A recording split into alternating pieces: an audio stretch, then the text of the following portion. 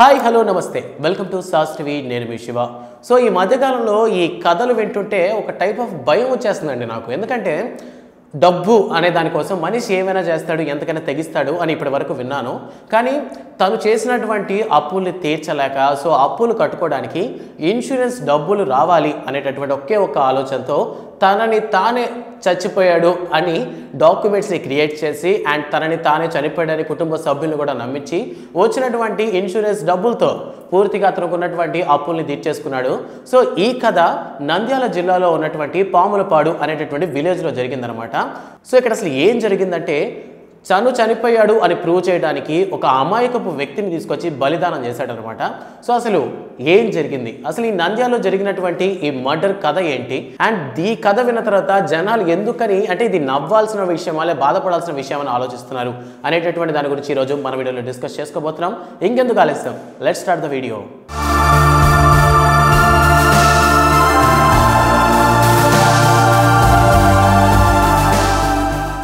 మార్చి 1 నంద్యాల జిల్లాలోని పాములపాడులో ఉన్నటువంటి AK traders.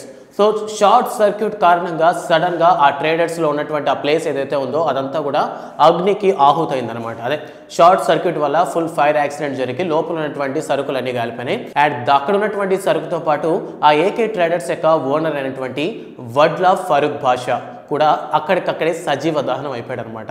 So ఈ విధంగా జరగటం వల్ల చాలామంది ఏంటంటే భయంకరంగా బాధపడ్డారని చెప్పాలి. ముఖ్యంగా అప్పటికప్పుడు అక్కడ ఉన్నటువంటి కుటుంబ సభ్యులు అందరూ వచ్చేసి ఆ చిత్రము ఆ ప్లేస్ని చూసినప్పుడు అయితే చాలా బాధ కలిగింది ఆ ఊర్లో ఉన్నటువంటి వాళ్ళకి. సో ఈ విషయం ఏంటంటే న్యూస్ ఛానల్స్లో కూడా వచ్చింది.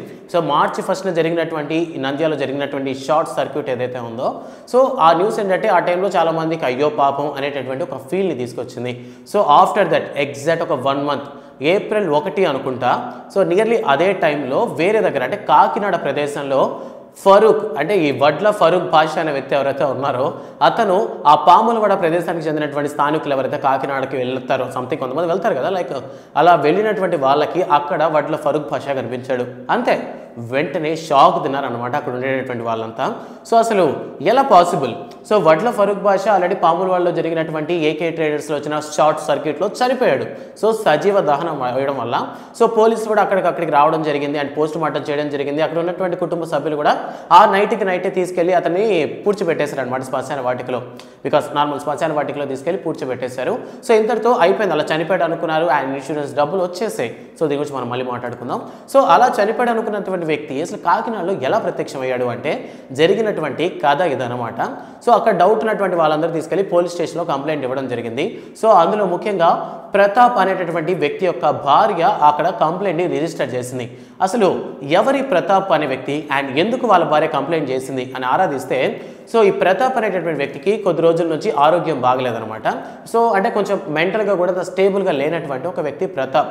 సో అతను ఒక నెలగా కనిపించడం లేదు అన్నారు.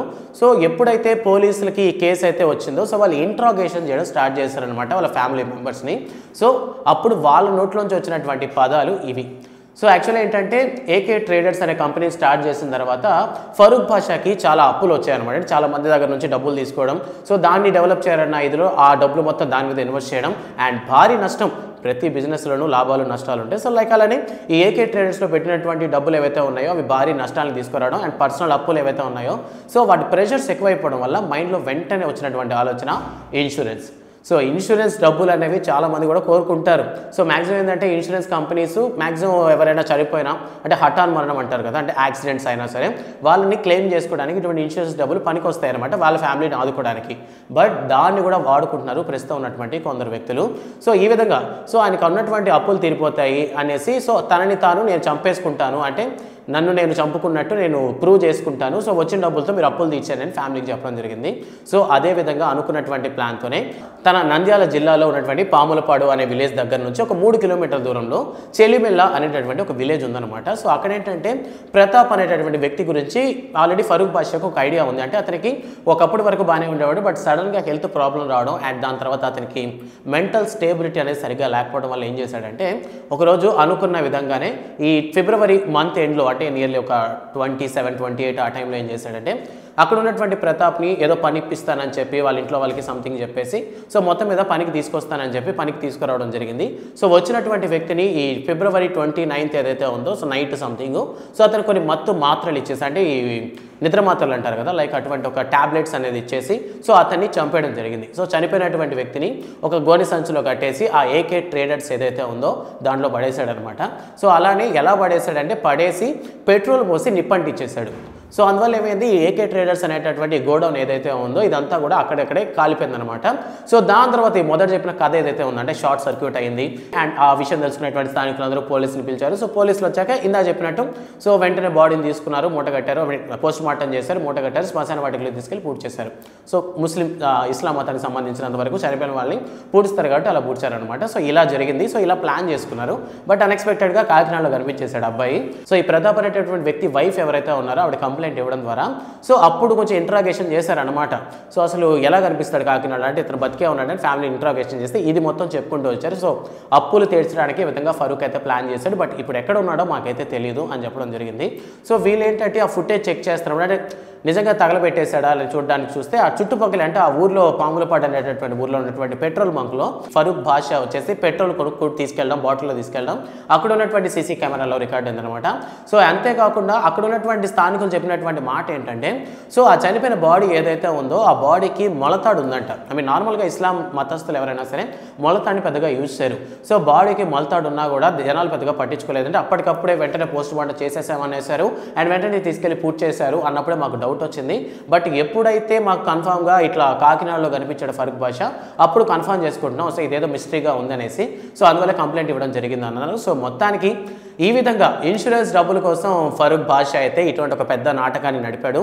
సో డబ్బులు అందరికీ అవసరమే. బట్ ఈ విధంగా ఒక అమాయకుని తీసుకొచ్చి అది కూడా మెంటల్ స్టేబిలిటీ అంటే మతి స్థిమితం లేనటువంటి ఒక వ్యక్తిని తీసుకొచ్చి ఈ విధంగా ఒక కిరాతకంగా క్రూరంగా బిహేవ్ చేయడం, ఆ మనిషిని చంపేసి అతని ద్వారా వచ్చినటువంటి డబ్బులు తీసుకొని ఎలా సుఖపడదామని అనుకున్నాడు ఫరూక్ భాష ఎప్పటికైతే అర్థం కావట్లేదు.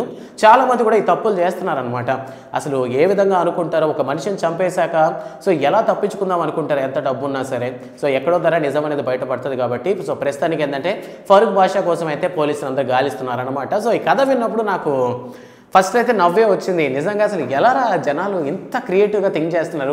ఒక్కొక్కడు డైరెక్టర్స్ కూడా పాపం ఇలా థింక్ చేయలేకపోతారు ఒక మర్డర్ మిస్టరీని. మనకు ఆల్రెడీ సినిమాలు వచ్చాయి హిట్ 1, హిట్ 2 అనేసి ఒక మర్డర్ మిస్టరీస్ని కనిపెట్టడానికి. సో జనాలు నార్మల్గా ఉన్నటువంటి పీపుల్ ఇంత కిరాతకంగా థింక్ చేస్తున్నారంటే మరి క్రియేటివ్ పీపుల్ ఇంకెంత కిరాతకంగా థింక్ చేస్తారు. అండ్ ఈ విధంగా ఎంతమంది ప్రయత్నించి ఇంకా ఎంతమంది దొరకకుండా తిరుగుతున్నారో తెలీదు.